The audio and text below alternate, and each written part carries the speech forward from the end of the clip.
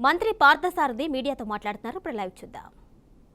700 కోట్లు 173 కోట్లు కేంద్ర ప్రభుత్వం ఇస్తే ఇంకా దాదాపు 3,170 కోట్లని మరి రాష్ట్ర ప్రభుత్వం ఇంకా ఈ హౌసింగ్ గత ప్రభుత్వం హౌసింగ్ డిపార్ట్మెంట్కి ఇవ్వాల్సిన అవసరం ఉందని చెప్పేసి కూడా ఈ నిధులన్నింటినీ కూడా డైవర్ట్ చేశారని చెప్పేసి కూడా మనం చేస్తాను. అంటే మన పరపతి ఎంతవరకు దిగజారిందంటే కేంద్ర ప్రభుత్వం నిధులు ఇవ్వాలంటే ఒక ఎస్ఎన్ఏ అకౌంట్ అని చెప్పేసి ఒకటి అకౌంట్ ఓపెన్ చేస్తే కానీ మేము ఇవ్వము అని చెప్పేసి ఒక దశలో ఈ గృహ నిర్మాణానికి ఫండ్స్ ట్రాన్స్ఫర్స్ కూడా ఆపేసిన విషయాన్ని కూడా మీ దృష్టికి తీసుకొస్తాను. ఇటువంటి డైవర్షను మిస్యూజ్ జరుగుతుందనే ఉద్దేశంతో 7% పీనల్ ఇంట్రెస్ట్ కూడా ప్రభుత్వం మీద కేంద్ర ప్రభుత్వం వేయటమే కాకుండా దాదాపు 27 కోట్ల రూపాయలు మనం పీనల్ ఇంట్రెస్ట్ కూడా కేంద్ర ప్రభుత్వానికి చెల్లించామని చెప్పేసి ఈ సందర్భంగా తెలియజేస్తామని నేను మరి మా మీద ఉన్న బాధ్యత 13.8 లక్షలు ఏదైతే పెండింగ్లో ఉన్నాయో ఇల్లులు ఆ ఇళ్ళన్నింటినీ కూడా పూర్తి చేయాల్సిన బాధ్యత ఈ ప్రభుత్వం మీద ఉందని చెప్పేసి మనం చేస్తామని నేను మరి తప్పుకోకుండా ఆ ఇళ్ళన్నింటినీ కూడా పూర్తి చేస్తానికి ఈ చంద్రబాబు నాయుడు గారి ప్రభుత్వం కట్టుబడి ఉంది అని చెప్పేసి కూడా తెలియజేస్తూ మరి అంతేకాకుండా ఈ ఇళ్లలో మౌలిక సదుపాయాలు కూడా మన లేఅవుట్స్లో మౌలిక సదుపాయాలు కూడా పెద్ద సమస్యగా మారిపోయింది. గత ప్రభుత్వం చంద్రబాబు నాయుడు గారి ప్రభుత్వం ఈ మున్సిపాలిటీస్కి అతి దగ్గరలో ల్యాండ్ ఎక్విజిషన్ చేసి టిడ్కో ఇళ్ళు ప్రారంభిస్తే ఈ ప్రభుత్వంలో ఈ లేఅవుట్లని నివాసయోగ్యం లేని ప్రాంతాల్లో నిర్మాణానికి అనువుగా లేని ప్రాంతాల్లో ఈ సైట్స్ని ఈ ల్యాండ్ ఎక్విజిషన్ చేయటం మూలంగా ఈ స్కీమ్ కుంటుపడిందని చెప్పేసి కూడా మీ అందరికీ మనం చేస్తాను నేను. ఎందుకంటే చాలా చోట్ల చెరువుల్ని ఎక్వైర్ చేశారు, కొండ వాలు ప్రాంతాలని ఎక్వైర్ చేసేసారు, శ్మశానాలు పక్కన ఎక్వైర్ చేశారు. ఊరికి 10 కిలోమీటర్లు 15 కిలోమీటర్లు ఎక్కడైతే మౌలిక వసతులు కానివ్వండి లేదా పేదవాళ్ళు వాళ్ళ జీవనోపాధి కోసం ఎక్కడ అవకాశాలు లేని చోట్ల వీటిని ఈ ల్యాండ్ ఎక్విజిషన్ చేయటం మూలంగా ఈ స్కీమ్ కుంటుపడిందని చెప్పేసి కూడా నేను మీ అందరికీ సేవనీగా మనం చేస్తాను. మరి ఈ ఇన్ఫ్రాస్ట్రక్చర్ డెవలప్మెంట్ కోసం ప్రత్యేకంగా మరి ల్యాండ్ లెవెలింగ్ కానివ్వండి లేకపోతే రోడ్స్ కానివ్వండి వీటికి కేంద్ర ప్రభుత్వ సహకారంతో మరి ముఖ్యమంత్రి గారి సహకారంతో పంచాయతీరాజ్ నిధులు సేకరించి వీటిని కంప్లీట్ చేసి ఇక్కడ ఇల్లు నిర్మించాలని చెప్పేసి కూడా మేము భావిస్తున్నామని చెప్పేసి మనం చేస్తాను. అంతేకాకుండా ఈ ప్రభుత్వం ప్రతి మాటకి ఏమంటుందంటే దేశంలో ఏ ముఖ్యమంత్రి లేని విధంగా మేము చేసామని చెప్పేసి చాలా గొప్పగా చెప్తూ ఉంటారు. మనందరం కూడా విన్నాం. వాస్తవానికి ఈ హౌసింగ్ ప్రోగ్రాం చూస్తే వెస్ట్ బెంగాల్ 45,69,000 ఇల్లు కట్టుకున్నారు ఈ 5 సంవత్సరాలు 2019-2024 సమయంలో 45.69 లక్షలు.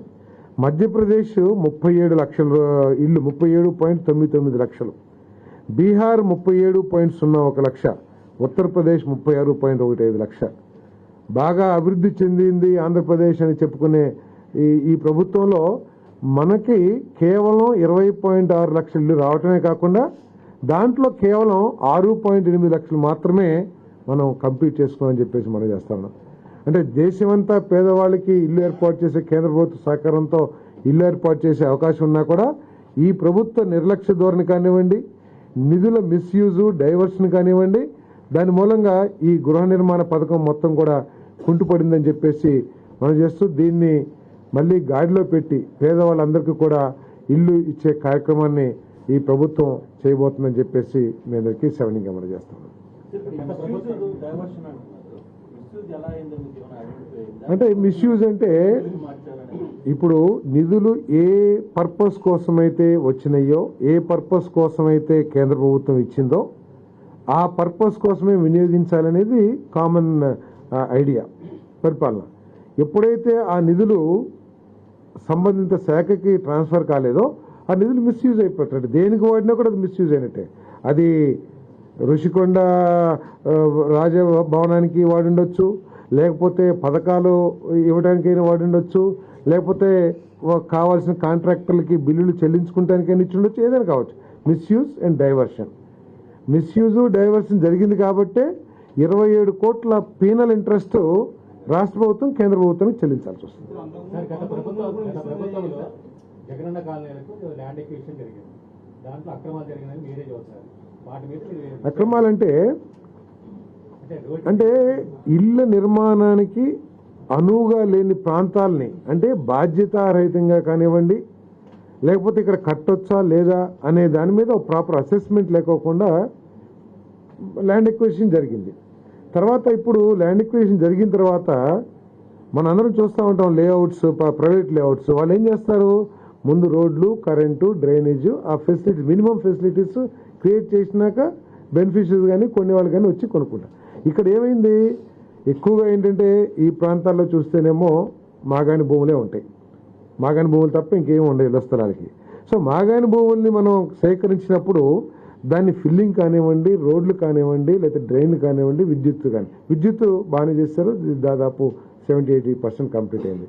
కానీ రహదారులు, డ్రింకింగ్ వాటరు, ఈ ఫిల్లింగ్ లేక చాలామంది ఇల్లు కట్టుకుంటలేదు. ఇల్లు కట్టుకున్న వాళ్ళు కూడా ఈ వసతులు లేక తాళాలేసి మళ్ళీ పాత గృహాల్లో నివసించే పరిస్థితి ఈరోజు ఉంది. కాబట్టి ఇన్ఫ్రాస్ట్రక్చర్ డెవలప్మెంట్ కూడా ఒక పెద్ద ఛాలెంజ్ అవుతుంది. వాల్యుయేషన్ కూడా పెంచేశారు.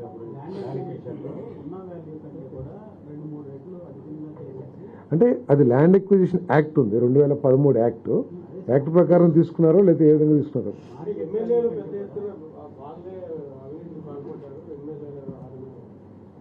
అంటే ఈ హౌసింగ్ డిపార్ట్మెంట్కి ల్యాండ్ ఎక్విజిషన్కి సంబంధం లేదు. ల్యాండ్ ఎక్విజిషన్ యాక్ట్ ప్రకారం భూములు సేకరించబడ్డాయి.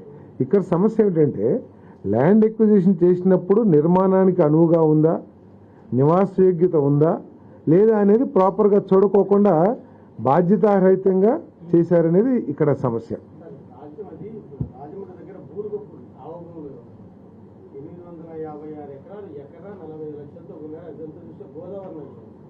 గోదావరి నది మళ్ళా దాన్ని ఆ భూములు మట్టి దోలేందు కోసం మళ్ళా 100 కోట్ల రూపాయలు ఖర్చు పెట్టారు.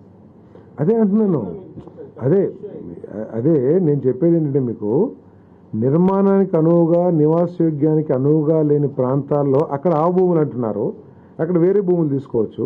ఇంకా వేరే కృష్ణా, గుంటూరు జిల్లాలో అనుకోండి, డెల్టా ఏరియాస్ ఉన్నాయనుకోండి, అక్కడ ఓన్లీ అగ్రికల్చర్ ల్యాండ్సే ఉంటాయి, వెట్ ల్యాండ్సే ఉంటాయి. మనకి మెరక భూములు, డ్రై ల్యాండ్స్ కానీ లేదా అప్ ల్యాండ్స్ కానీ దొరకవు. కాబట్టి అవి తీసుకున్న వాటిని నివాసయోగ్యంగా కానీ నిర్మాణయోగ్యంగా కానీ ఏ విధంగా చేయాలని ఒక ప్రణాళిక లేకపోవటం మూలంగా అక్కడంతా కూడా ఈ లబ్ధిదారులు ఇబ్బంది పడుతున్నారు అనేది మీకు తెలియదు. ఇప్పుడు ఆ ల్యాండ్కి సంబంధించి దాంట్లోనే లోకల్ గా ఉన్న ఎమ్మెల్యేలు వాళ్ళకి కావాల్సిన భూములు కూడా కొంత పెట్టి దాన్ని కూడా కొనుక్కునేటప్పుడు వాళ్ళు జోబులో వేసుకున్నారు. అది హౌసింగ్ దీని మీద చేశారు కాబట్టి మీకేమన్నా ఇన్ఫర్మేషన్ ఉందా? అంటే ఎమ్మెల్యేలకు సంబంధించిన ఎన్ని కోట్లు చేశారు, లేకపోతే డేటా ఏమన్నా? నేను చెప్పేది ఏంటంటే ఎమ్మెల్యేలు సేకరించినా లేకపోతే ప్రభుత్వం సేకరించినా అవి నివాసయోగ్యం, నిర్మాణయోగ్యమా కాదా అనేది ఇక్కడ సమస్య. తర్వాత వాళ్ళు ఆ రోజు ఏ యాక్ట్ ప్రకారం ల్యాండ్ ఎక్విజిషన్ యాక్ట్ ప్రకారం ఏదైతే చెల్లించాలో, ల్యాండ్ ఎక్విజిషన్కి ఒక యాక్ట్ ఉంది కదా, పార్లమెంట్ చేసిన యాక్ట్, ఆ యాక్ట్ ప్రకారమే చేశారని అనుకుంటున్నాము. ఒకవేళ ఆ యాక్ట్ ప్రకారం చేయకపోతే తప్పకుండా చర్యలు తీసుకుంటామో, ఎంక్వైరీ చేయటమో జరుగుతుంది.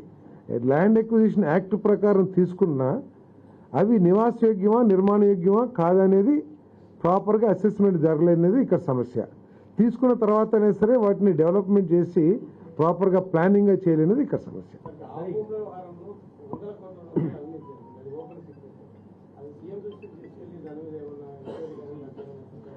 ఏ అవకతవకలు జరిగినా కూడా తప్పుకోకుండా ఎంక్వైరీలు జరుగుతాయి.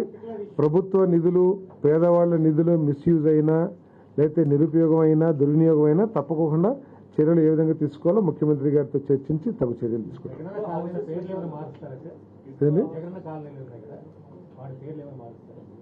తప్పకుండా ఆలోచన చేస్తారు. ఇప్పుడు దాకా అయితే దాని మీద ఏమీ లేదు. కట్టేశారు, తర్వాత వాళ్ళకి అలాట్మెంట్ జరిగిపోయింది, ఇవ్వాలని కూడా అనుకుంటున్నారు. 2019 ప్రభుత్వం మారిన తర్వాత వాటిని ఇవ్వకుండా మార్చారు, వాటికి రంగులు మార్చారు, బ్లూ రంగులు మార్చారు. సో ఇప్పుడు దాని లోపలికి పోలేని పరిస్థితి. అవును. పూర్తిగా ఇళ్ళన్నీ నాశనం అయిపోయాయి. ఎక్కడంటే చక్కాకారు అయిపోయింది. ఎవరంటే వాళ్ళు దాన్ని ఆక్యుపై చేసుకున్నారు. అసెంబ్లీ కార్యక్రమాలకు అడ్డాగా. ఇప్పుడు కన్నా సరే అసలైన లబ్ధిదారులకి వాటిని ఏదైనా మార్చి ఇవ్వాలనుకుంటారా? ఎంత అప్పటికి లబ్ధిదారులు మారుస్తూ అనేది అటువంటి ఆలోచన ఏమీ లేదు. ఎందుకంటే లబ్ధిదారులకు ఇవ్వాల్సిందే. ఎందుకంటే ఆ లబ్ధిదారులందరూ కూడా గవర్నమెంట్కి పేమెంట్ చేశారు 25,000 ₹1,00,000. కాబట్టి వాళ్ళని అంతేకాకుండా ఈ వైఎస్ఆర్ కాంగ్రెస్ ప్రభుత్వం లబ్ధిదారుల పేరు మీద బ్యాంకుల నుంచి రుణాలు కూడా సేకరించారు. ఆ రుణాలు కూడా మిస్యూజ్ అయినాయి. ఎందుకంటే మిస్యూజ్ ఎందుకంటున్నానంటే ఏదైతే రుణం తీసుకున్నారో ఆ డబ్బులతో ఆ టిడ్కో హౌసెస్ పూర్తి చేసినట్లయితే లబ్ధిదారులు దాంట్లోకి వెళ్ళి వాళ్ళు ఇన్స్టాల్మెంట్స్ కట్టుకోవడానికి సుముఖంగా ఉండేవాళ్ళు. ఈరోజు వాళ్ళకి ఇన్స్టాల్మెంట్ కట్టమని బ్యాంకులు ఒత్తిడి చేస్తాం, బెదిరిస్తాం, లేదా అవమానపరుస్తాం అన్నీ చేస్తూ ఉన్నారు.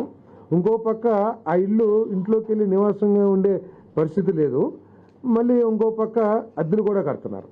సో ఇక్కడ సమస్య ఏంటంటే మొత్తం 2.68 లక్షల ఇళ్లలో 1.5 సంవత్సరాల్లో 90% పూర్తయిన టిడ్కో హౌజెస్ని 10% పూర్తి చేయకోకుండా కేవలం 1.5 lakh ఇల్లులు మాత్రమే లబ్ధిదారులకు అందించింది గత ప్రభుత్వం. ఇంకా నాకు తెలిసి 1.1, 1.2 lakh హౌజెస్ని టిడ్కో హౌజెస్ని ఇప్పుడు కూడా చేయాలి. ఈ విషయంలో ప్రత్యేకంగా టిడ్కో హౌజెస్ విషయంలో కేంద్ర ప్రభుత్వం అసహనం కూడా వ్యక్తం చేసింది. మీరు నిధులు ఎందుకంటే కేంద్ర ప్రభుత్వం నిధులతో చేస్తున్నారు కాబట్టి. సో అసహనం వ్యక్తం చేసినా కూడా చీమ కుట్టినట్టు కూడా లేకుండా దునపోతు మీద వాన పడ్డట్టు ఏదైతే సామెత ఉందో ప్రభుత్వం పట్టించుకోలేదు. దాన్ని అసలు పూర్తి చేస్తానికి కూడా ప్రయత్నం చేయలే. సో ఇక్కడ ఈ 5 సంవత్సరాల్లో కూడా మేము జగనన్న ఇళ్ళు లేకపోతే జగనన్న కాలనీలు అని ఏదైతే మీరు చెప్తున్నారో దాంట్లో రాష్ట్ర ప్రభుత్వం వాటా మినిమల్, కొన్ని చోట్ల అసలు లేనే లేదు. మొత్తం హౌసింగ్ 5 సంవత్సరాల్లో హౌసింగ్ ప్రోగ్రాం అంతా కూడా మోడీ గారి నాయకత్వంలోని కేంద్ర ప్రభుత్వ నిధులతోనే జరిగింది.